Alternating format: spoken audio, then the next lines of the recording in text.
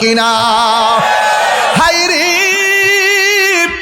ওই মা যাদের কবরে, এমন হতে পারে রে আগামী বছর আসার আগে অনেকের মা কবর দেশে চলে যেতে পারে। কথা কোন ঠিক কিনা? এই জন্য মা বাপরে দমক দিয়ে কথা বলবেন না, মা বাপরে সাথে লইয়া ইফতার করবেন, মা বাপরে সাথে লইয়া সেহরি খাবেন। আগামী রমজান এমন হতে পারে রে, এই রমজান কাহার জন্য জীবনের শেষ রমজান হতে পারে, যেই কোনো মুহূর্তে আমাদের কাছে আজরাইল আসবে। এই জন্য আল্লাহর কাছে বলবো, আল্লাহ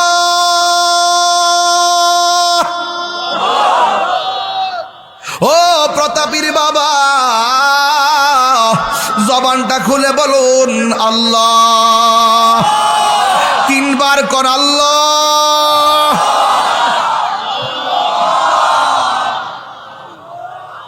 এমন জুরি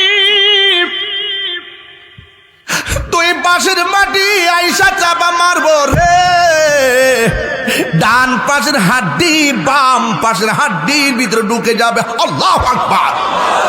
এরপরে বান্দা এমন জোরে চিৎকার মারবো, ও আল্লাহ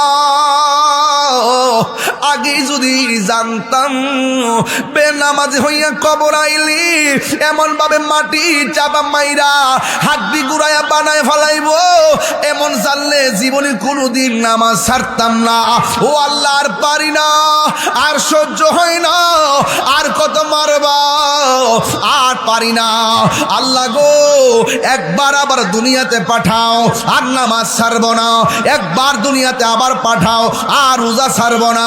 আল্লাহ কয় না না, সুম্মা ইউমিতুকুম সুম্মা ইউহয়িকুম সুম্মা ইলাইহি তুরজাউন।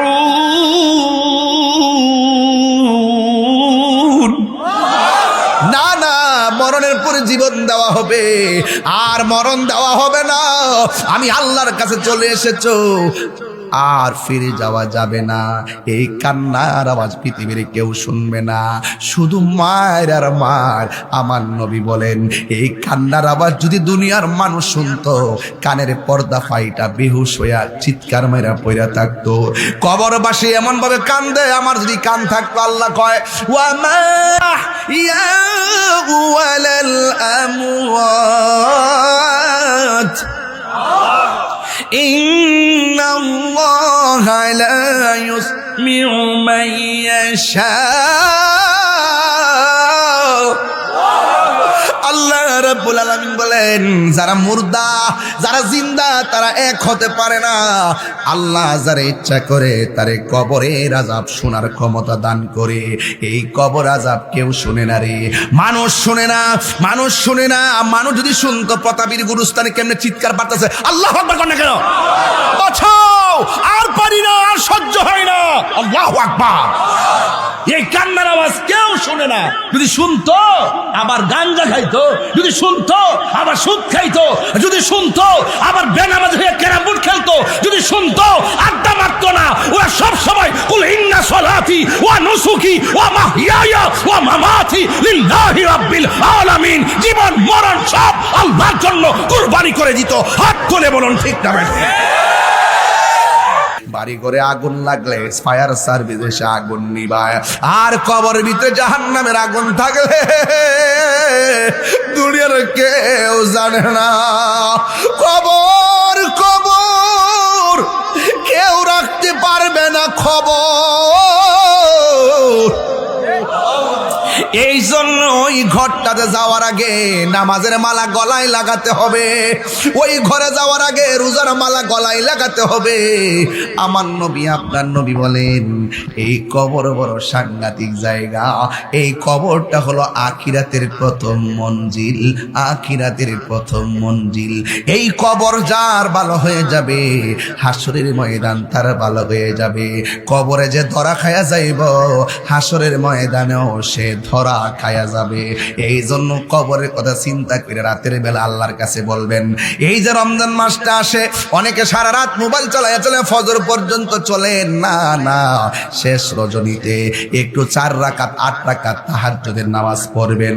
তাহাজ্জুদের নামাজ পড়া আমার আল্লাহরে বিনায়া বিনায়া ডাক দিবেন। আল্লাহরে ডাক দিয়া বলবেন, গুনার বুঝা মাতাইলো আমরা কানতেছি। কন্যা আল্লাহ, আরে গুনার বোঝা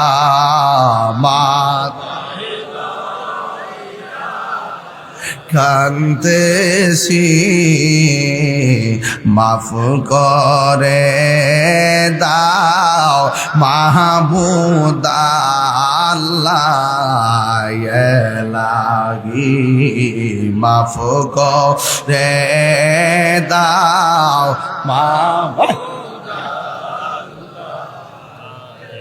বন্ধু নাই রে, বান্ধব নাই রে, যে জায়গায় কন্যা আল্লাহ, আর বন্ধু নাই রে,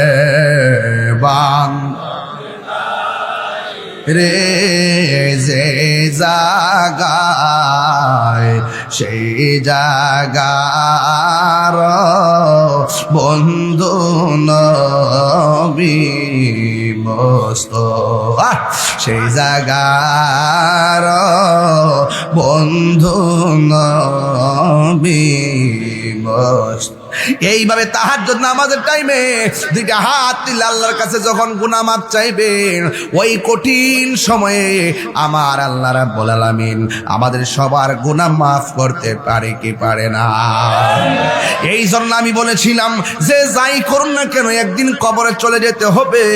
আমার নবী আপনার নবী বলেন, যারা কবরের ভিতরে বেনামাজি হইয়া কবরে যাবে, আঙ্গ দেশের ভিতরে বেনামাজি আছে না নাই? বেনামাজি হইয়া যারা কবর দেশে যাবে, ওই কবরের ভিতরে যাওয়ার পর আমার নবী আপনার নবী বলেন, ডান পাশের মাটি এক প্রান্তে চলে যাবে, বাম পাশের মাটি আরেক প্রান্তে চলে যাবে। দুই পাশের মাটি এমন জোরে তোমার চাপা মারবে, আল্লাহু আকবার কর না কেন? বড় বড় সাংঘাতিক জায়গা, গেলে আর আসা যায় না। আমিও গেলে আর আসবো না রে যুবক। কত যুবক দেখছি বাপের আগে সন্তান মারা গেছে, এমন সংসার সমাজে আছে না না? বন্ধুরা রে আমার, ও যুবকের দল, আজকে প্রতাপীর মাহফিলে আমরা দোয়া করব যাদের আব্বা আম্মা কবরে চলে গেছে, আল্লাহ যেন তাদের আব্বা আম্মার কবরটারে জান্নাত বানায়া দে। আর জোরে জোরে কন্যা আমিন। আমি বলছিলাম রমজান বড় নিয়ামতের মাস। আমরার কাছে বিরক্তি লাগলেও অনেকের কাছে বিরক্তি লাগে। আর কবরবাসীর আল্লাহরে কয়, আল্লাহ রমজান মাসটা নিও না, কারণ বাড়ির পাশে কবরস্থান, কে সুখে আছে কিনা দুঃখে আছে আমরা জানি না, কেউ জানে না রে। আমার মরণের কতদিন বাকি আমি জানিলাম না গো আল্লাহ, মরণের কতদিন বাকি আমার, মরণের কতদিন বাকি আমি জানিলাম না গো আল্লাহ, দিন বাকি। আর আজরাইল আসিয়া যখন হস্তে দিবা ধরি, আজরাইল আসিয়া যখন হস্তে দিবা ধরি, তখন আমার মনা ভাই করবা লোকালোকি আমি জানিলাম না গো আল্লাহ, ইনে বাকি আমার মরণের কতদিন আহা, ও আল্লাহ মরণের আহা ডাকি আর 40 দিনের আগে ভাইরে মৌতের নিশানি 40 দিনের আগে ভাইরে মৌতের নিশানি জমদুতে কাহিরানি বচুকে দিয়া আন্দি আমি জানিলাম না গো আল্লাহ ইনে বাকি আমার মরণের কতদিন বাকি ও আল্লাহ হায়াত হইল হাতে ভাইরে মত হইল পায়ে যেই জায়গা যার মরণ লেখা সেই যায় গাছে মরে আমি জানিলাম না গো আল্লাহ বাকি আমার মরণের কত জানিলাম না গো আল্লাহ হে বন্ধুরে এই রমজান কার জন্য জীবনের শেষ রমজান হতে ডব্লিউবি সিতু সুন্নি চ্যানেলের তরে জীবনে কারো কারো জীবনে দুঃখ গুলি সুখ হয় না আহমদ সে সুখের আলোকিত আয়না তার রঙে রঙিন হলে দুঃখ গুলি আর দুঃখ রয় না সবার জীবনে আল্লাহুম্মা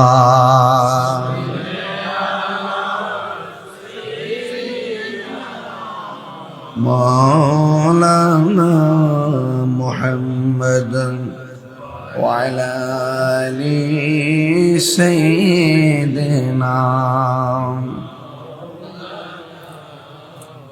রাতের আধারে যারা সেজদাতে রহি দু চোখের স্রোতে নদী যেন বই চলো নার হাত ছানি যতই আসুক পেছনে ফিরে ও তাকায় না আল্লাহর প্রেম ছাড়া এই দুনিয়ায় কারো কাছে কোনো কিছু চায় না যাদের হৃদয়ে আছে আল্লাহর ভয় তারা কবু পথ ভুলে যায় না আল্লাহর প্রেম ছাড়া এই দুনিয়ায় কারো কাছে কোনো কিছু চায় না কারো কাছে কোনো কিছু চায় না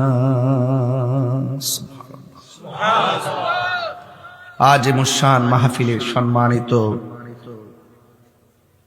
প্রতিষ্ঠাতা খানকার যিনি প্রতিষ্ঠাতা পীরে কামেল মুর্শিদ বরহক আল্লামা শাহ আজিজুল্লাহ আল কাদরি সাহেব কেবলা নন্দনপুরি রহমতুল্লাহ আলাই সভাপতি করছেন নন্দনপুর দরবার শরীফের রৌনক আল্লামা শাহ মিরান আল কাদরি শেখ হুজুর মৌলানা শাহ পুরান আল কাদরি হুজুর মৌলানা শাহ বুরহানুদ্দিন আল কাদরি হুজুর আজকের মাহফিলের অনবদ্য অতিথি প্রখ্যাত আলেমী দ্বীন আল্লামা শাহজালাল আহমদ আখুনজি হুজুর মুদ্দাজিল্লাহ আলী বক্তব্য রেখেছেন মৌলানা মুফতি আহসান উদ্দিন শেখ মৌলানা আইয়ুব আনসারী শেখ মৌলানা ইরফান শাল কাদরি শেখ মৌলানা মঈনুল ইসলাম শেখ পুরো আয়োজনটি যার বদান্যতায় এখানকার এই মাদ্রাসা এই এলাকার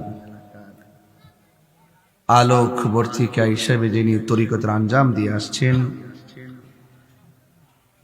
আমার অত্যন্ত শ্রদ্ধেয় হাজী মোহাম্মদ ফুরকান আলী পাগলা সাহেব খাদেম গাউসু বাগের খানকে কাদরিয়া শরীফ প্রতাপী কুলাউরা মৌলভীবাজার প্রতিষ্ঠাতা গাউসি আজিজিয়া হিফজুল কোরআন মাদ্রাসা ও এতিমখানা দুটি ছেলেকে পাগড়ি দিয়েছি উপস্থাপনা যিনি হাফিজ ফরিদুদ্দিন শেখ হাফিজ মনির হোসেন শেখ সহ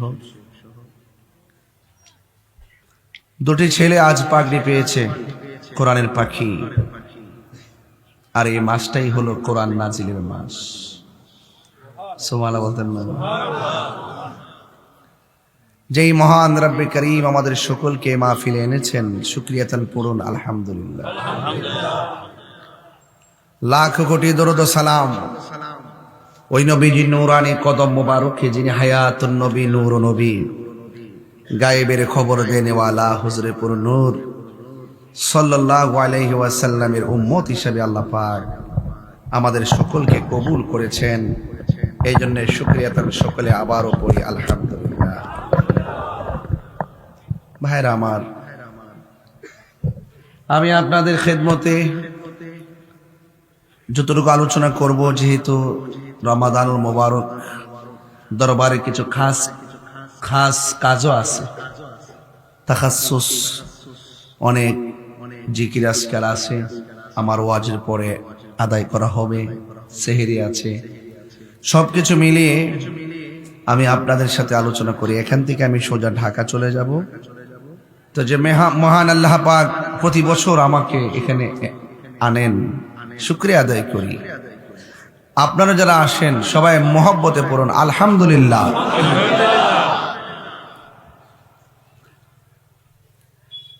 বসার সাথে সাথে প্যান্ডেল ভর্তি। আসার সময় দেখেছি ওইদিকে মানুষ বেশি দেখছিলাম না, চোখের পলকে কোথা থেকে যেন আপনার নাজিল হয়ে গেল। কি আশ্চর্য হিসাব নিকাশ, বুঝে আসে না। আর প্রেমিক এমনই হয়, ঠিক না? প্যান্ডেল ভর্তি মানুষ দাঁড়িয়ে আছেন, সবাই বসলে তো ওই বাড়ি পর্যন্ত যাইতো, ঠিক না? থাক, বাইরে যাওয়ার দরকার নেই, ঠান্ডা লাগবে। আসতেছে নাকি? আচ্ছা, সব সময় তো অনেক পরে মাইক ধরি, সবাই মনে করছে পরে আসুন, এবার মোটামুটি আগে চলে আসছে, ঠিক না? মোহাব্বত এখন আলহামদুলিল্লাহ।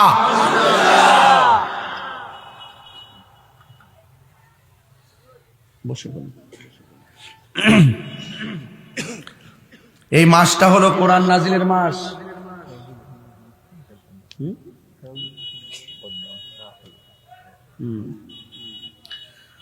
এটা হলো কোরআন নাজিলের মাস। মাসের নাম কি? কোন মাসের নাম কি? আল্লাহ পাক কোরআনের মধ্যে বলছেন, শাহরু রমাদানাল্লাযী উনসিলা ফীহিল কুরআন। আল্লাহু আকবার। যেহেতু কোরআন নাজিলের মাস, কোরআন পড়তে তো শান্তি লাগে। আল্লাহ রাব্বুল আলামিন বলেন,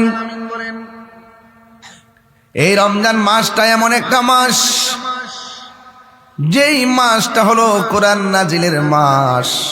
এখন প্রশ্ন করবেন, তাহিরি হুজুর, কোরআনটা কোন রাত্রে নাজিল হয়েছে? আমার আল্লাহ বলেন, ইন্না আনসালনাহু ফি লাইলাতিল কদর ওয়া মা আদরাকা মা লাইলাতুল কদর লাইলাতুল কদরি খায়রুম মিন আলফি শাহর।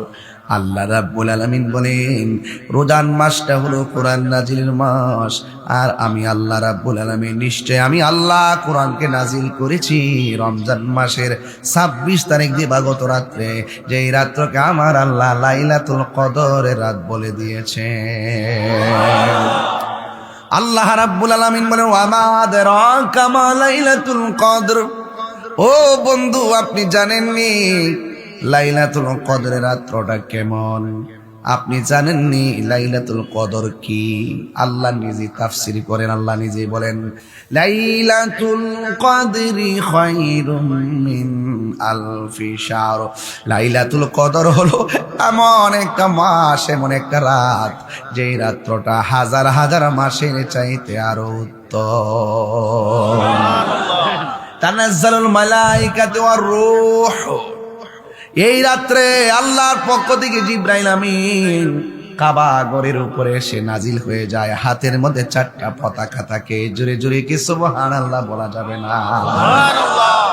ওই পতাকাগুলো চতুর্পাশে ঘেরে দিয়ে বলা হয়, হ্যাঁ ফেরেশতারা, ও কাফেলা, এই রাতের বেলা প্রত্যেকটা জায়গায় জায়গায় যাও, যেই জায়গার মধ্যে আল্লাহর প্রেমিকরা আজকে লাইলাতুল কদর রাতে বন্দিগি করবে। ওই বন্দিগি করার পর তারা যখন চোখের পানি ফেলাইয়া 2টা হাত বাড়ায় যখন আমার আল্লাহর কাছে ডাক দিবে, ওরা দোয়া করবে, তোমরা ফেরেশতারা সাথে সাথে আমিন বলবে। তো এমন একটা রাতের মধ্যে আল্লাহ কোরআনটা নাজিল করেছেন। এই জন্য কোরআন বেশি বেশি করে রমজান মাসে তেলাওয়াত করবেন। আল্লাহ রাব্বুল আলামিনের হাবিব বলেন, যারা রমজানুল মুবারকে কোরআন তেলাওয়াত করবে, এক হাসরের ময়দান যেদিন কায়েম হবে, যদি মানুষটা জাহান্নামী হয়ে যায়, কিন্তু ওই কোরআনটা জাহান্নামের দরজার মধ্যে দাঁড়ায়া যাবে। এইভাবে দাঁড়ায়া বলবে, আল্লাহ কাকে জাহান্নামের মধ্যে করে নিয়ে যাচ্ছ? এই বান্দা তো সেই বান্দা, যেই বান্দা রমজান কোরআন নাজিলের মাস, রমজান মাস কোরআন নাজিলের মাস, তোমার বান্দা চোখের মধ্যে ঘুম দেয় নাই, তোমার বান্দা আরামের ঘুম হারাম কইরা কোরআনকে তেলাওয়াত করেছে। তার মধ্যে ইবাদত বন্দেগী না থাকতে পারে, যদিও তোমার কাছে আসামি হয়ে গেছে, জাহান্নামী হয়ে গেছে, আমি কোরআন তার জন্য সুপারিশ করতেছি।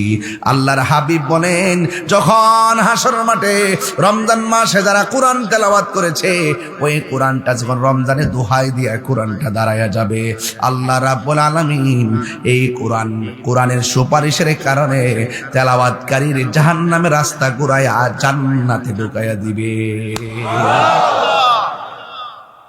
তাইলে এই কোরআনের মূল্য আছে না নাই? আরো বড় করে বলা আছে না নাই? লাউ আনসালনা হাযাল কুরআনা আলা জাবালিন লারাআইতাহু খাশিআন মুতাসাদ্দিআন মিন খাশিয়াতিল্লাহ ওয়া তিলকাল আমসালু নাদরিবুহা লিন-নাসি লাআল্লাহুম ইয়াতাফাক্কারুন।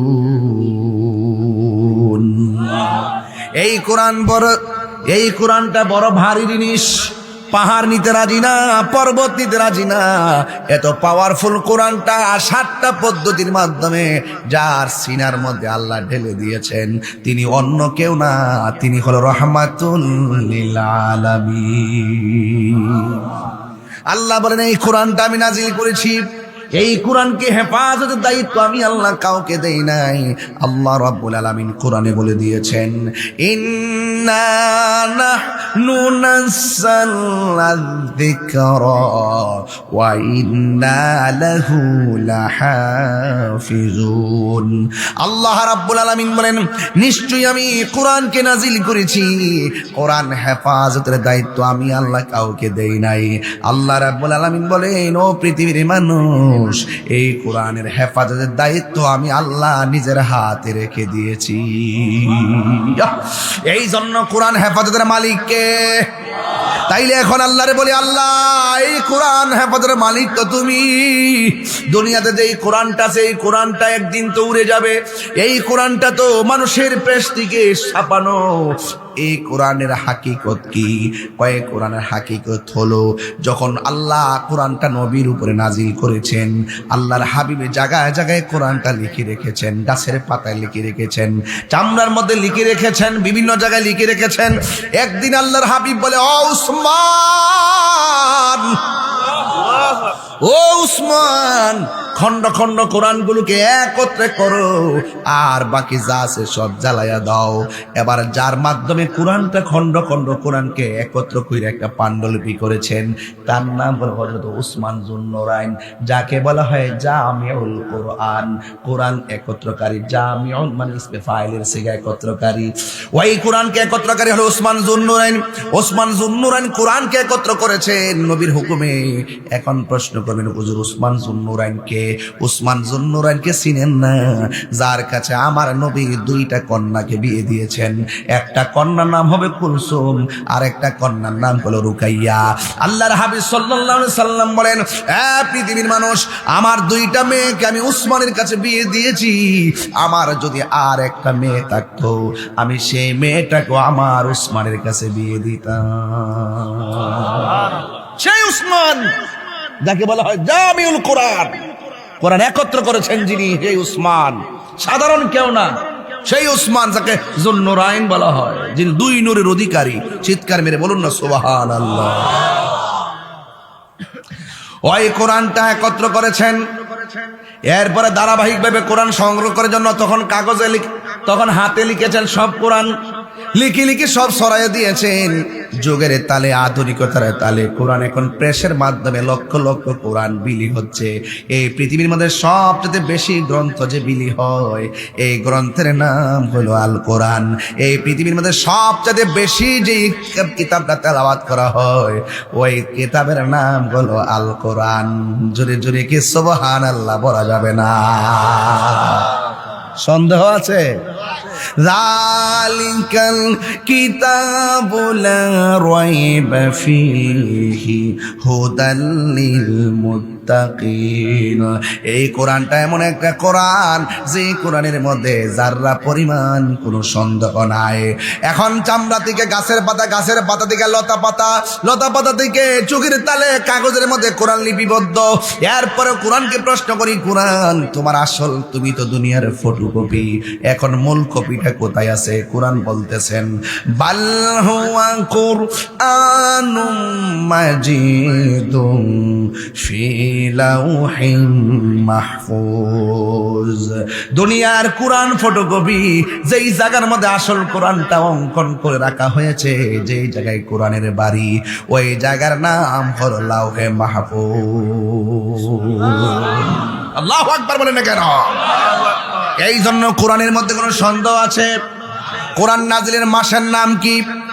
কথা কেন? কোরআন নাজিলের মাসের নাম কি?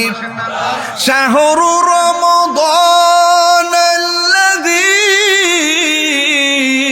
উনজিলা ফীহিল কুরআন।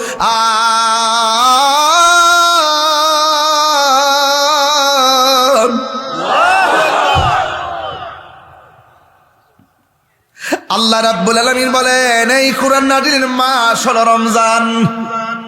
এই জন্য রমজানে বেশি বেশি তেলাওয়াতের দরকার আছে না নাই? ABCDEFG এতগুলা অক্ষর পড়লাম, একটা সওয়াব আমার আমল নামায় আসে নাই। আল্লাহর হাবিব বলে, উম্মত,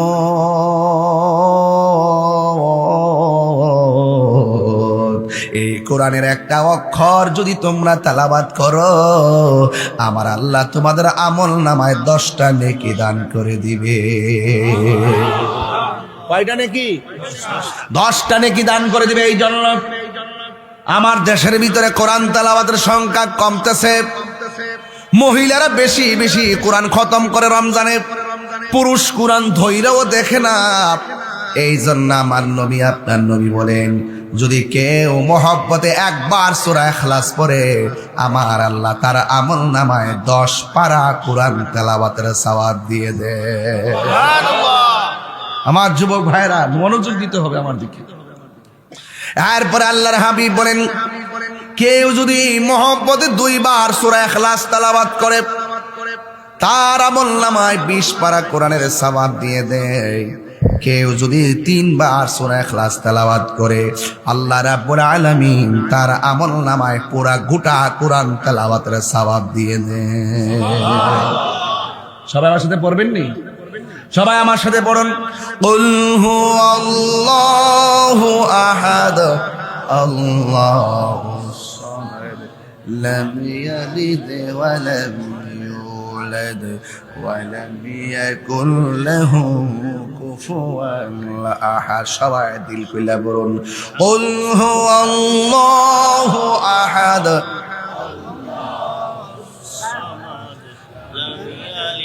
ولم يولد ولم يكن له كفوا احد। সবাই আবার 3 বার হয়ে যাবে, قل هو الله احد মাশাআল্লাহ মাশাআল্লাহ। লাম ইয়ালিদ ওয়া লাম ইউলাদ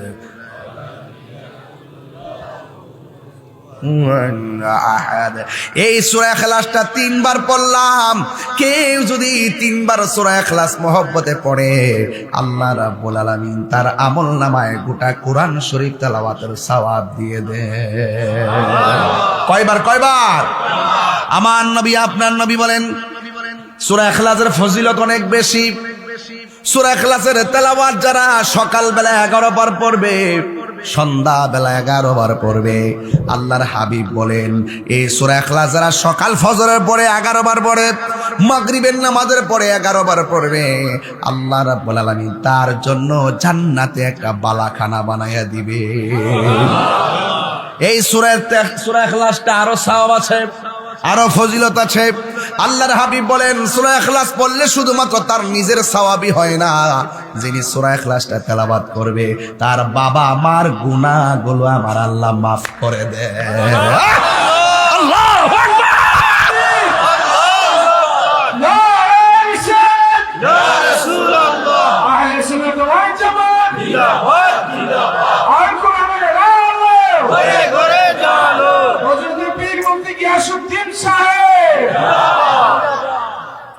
তাইলে ওই সূরা তেলাওয়াত করলে লাভ আছে না নাই? আরো বড় করে লাভ আছে না নাই? মানুষ মারা গেলে গোরস্থানে নিয়ে যায় কি যায় না? কথা বলা যায় কি যায় না? চাচা যায় কিনা? চাচা যায় কিনা? দাদা যায় কিনা? ভাই যায় কিনা? বন্ধু বান্ধব যায় কিনা? আল্লাহর হাবিব সাল্লাল্লাহু আলাইহি সাল্লাম বলেন যারা সূরা ইখলাসটা নিয়মিত তেলাওয়াত করবে, মহব্বতে তেলাওয়াত করবে, বন্ধুরে ও প্রতাপের বাবা,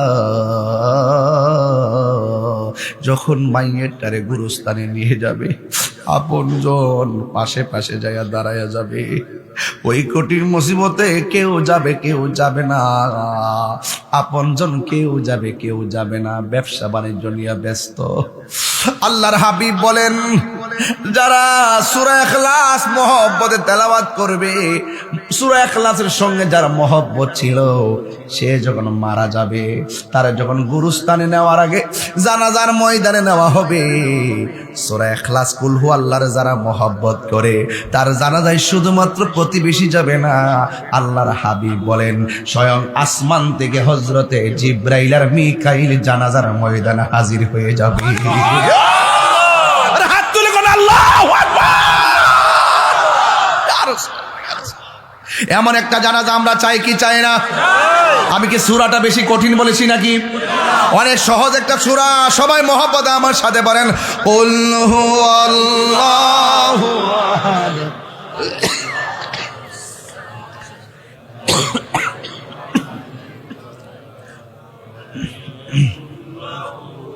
কুফুয়ান আহাদ। সবাই আমার সাথে বলেন কুল হুয়াল্লাহু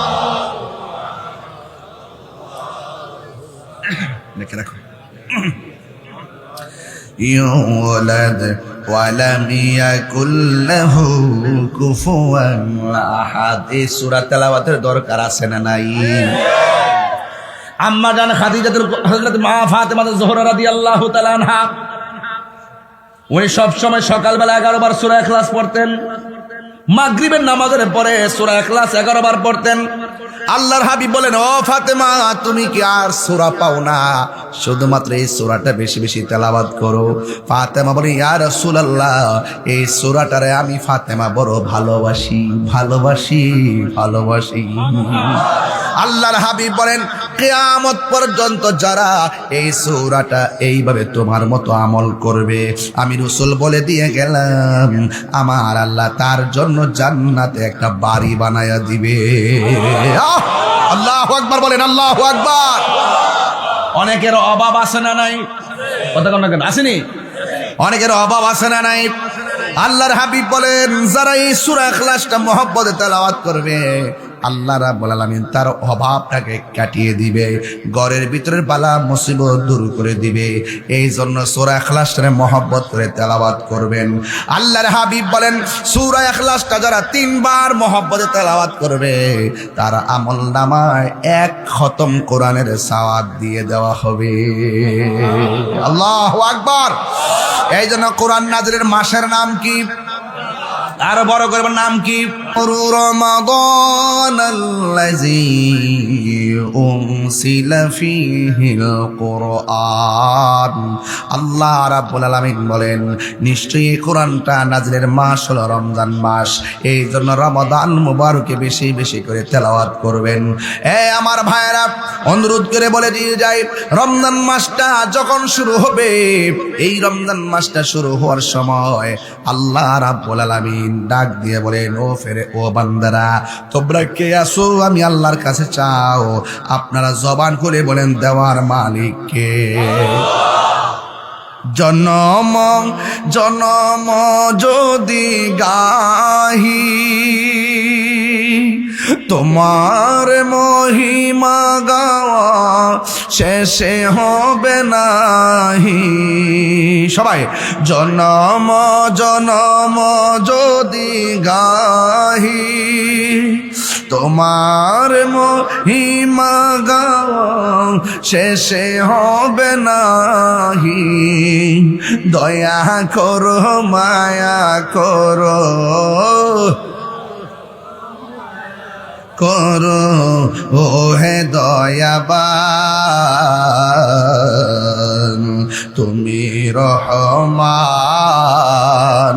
তুমি মেহেরবান, তুমি রহমান, তুমি মেহেরবান। কখনো তোমাকে যদি ভুলি, হেদায়তের আলো জেলে নিয় কাছে তুলি।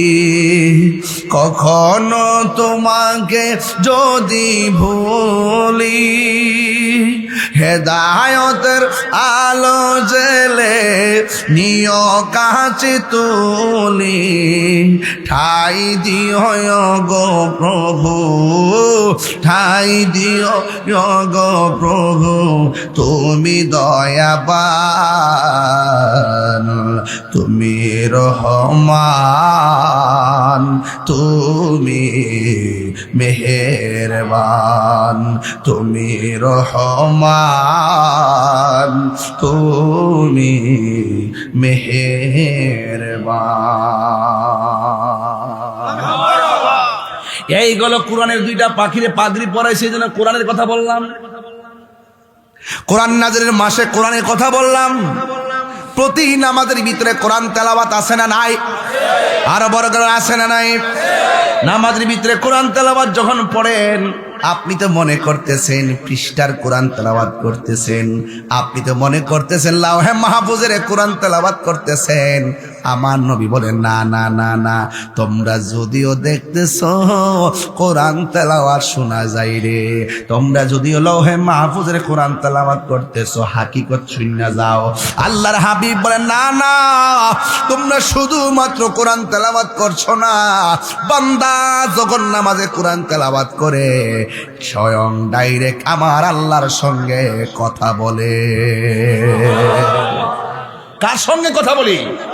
আল্লাহর সঙ্গে কথা বলি। মহব্বতের সাথে তেলাওয়াত করতে হবে, শুদ্ধ করে কোরআন তেলাওয়াত করতে হবে। আজকের মাদ্রাসা কেন দেওয়া হয়েছে? এই মাদ্রাসা দেওয়ার উদ্দেশ্য কি? এই মাদ্রাসা দেওয়ার লক্ষ্য কি?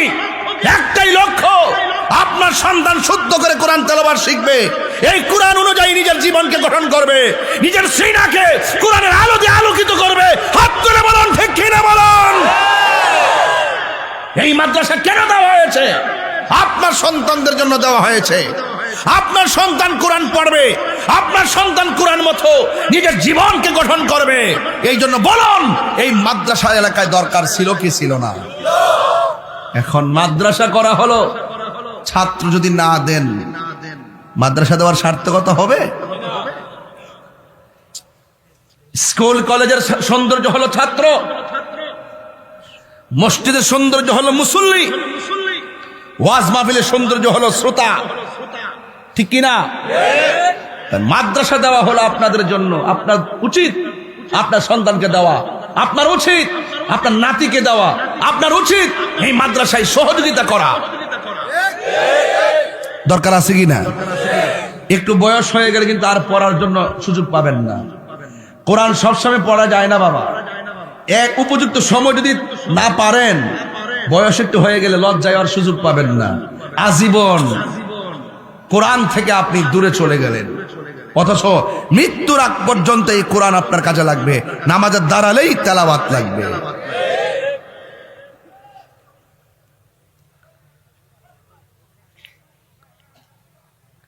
এই জন্য কোরআন শরীফ তেলাওয়াত করা লাগবে। আপনার সন্তানকে কোরআন শিখাতে হবে। যেই ব্যক্তি তার সন্তানটাকে কোরআনে হাফেজ বানাবে, কোরআনের আলোতে আলোকিত করবে, হাসরের ময়দানে এই সন্তানের মা বাবার মাথার মধ্যে আমার আল্লাহ নূরের টুপি পরাইয়া দিবে।